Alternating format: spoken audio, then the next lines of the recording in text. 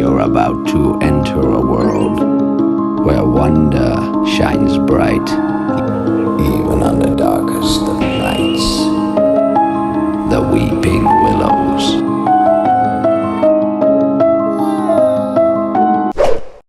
What's up, all you nightlighters and uptighters? It's time for a story. First of all, I would like to thank my friend from the Amsterdam houseboat family that I got to use this beautiful roof terrace. It's perfect. The story is called Sleepyhead. There's a monster that lives underneath my bed. I try to fall asleep, but I can't get it out of my head.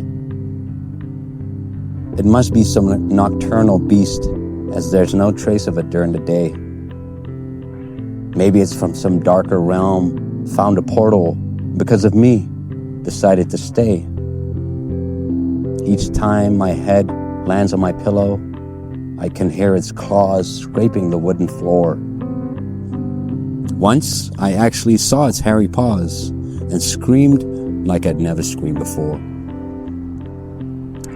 Sometimes it moves from the bed to my closet, leaving the door slightly open as it peeks. I can see its red eyes staring at me. I can hear it whispering. Yes, the monster speaks. It keeps playing hide and creep, mostly behind the pile of dirty clothes. The light from the hall gives my room just enough light for me to see its shadow. I try to fall asleep, but it doesn't work. In my room, there's something that's alive. It haunts me every night. Its one visit, I hope, never arrives. There's a monster that lives underneath my bed. I told my father, this is what he said. Explain this monster to me, Sleepyhead. That's what he always calls me. Then he attentively listened to my every word. He felt my pain and understood as he looked for a way out of my hurt. Eventually, after hearing my accounts of the supernatural, he stood up and raised his voice. Show yourself, coward, otherwise I'll reveal you to my son if you leave me no other choice. I pulled on my father's arm, desperately asking him to stop taunting it. This is no creature I would want to meet in the flesh. Maybe we can just coexist.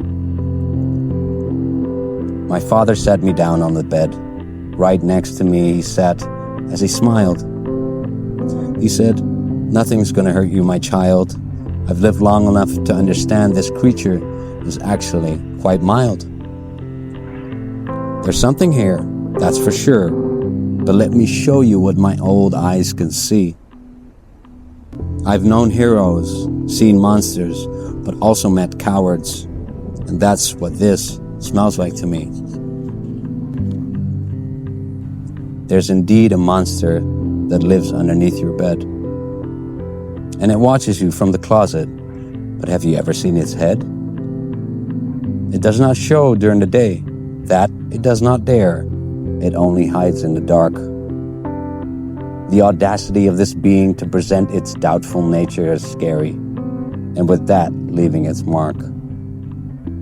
It whispers, as it is incapable of roaring, and I've seen even your teddy bear cast a larger shadow on the wall. And to hide underneath your children's bed only means this creature has to be quite small. Monsters do exist, that I say is true. But no person has lost a life from something which whispers and hides. This is something which overthinks, doubts, and seems to be scared itself, pretending it has a bite. The world is filled with whom present themselves to be what they actually fear. The only shame is this creature decided to hide here. There's indeed a monster that hides underneath your bed. But don't worry, close your eyes. I think it's more afraid of you than you of it, Sleepyhead. The end. Hope you enjoyed that story. Maybe it reminded you of your childhood. Maybe you're a child and it can help you. You are more courageous than you think or believe. And I will see you next time. Next time we will venture on a different adventure. Next time.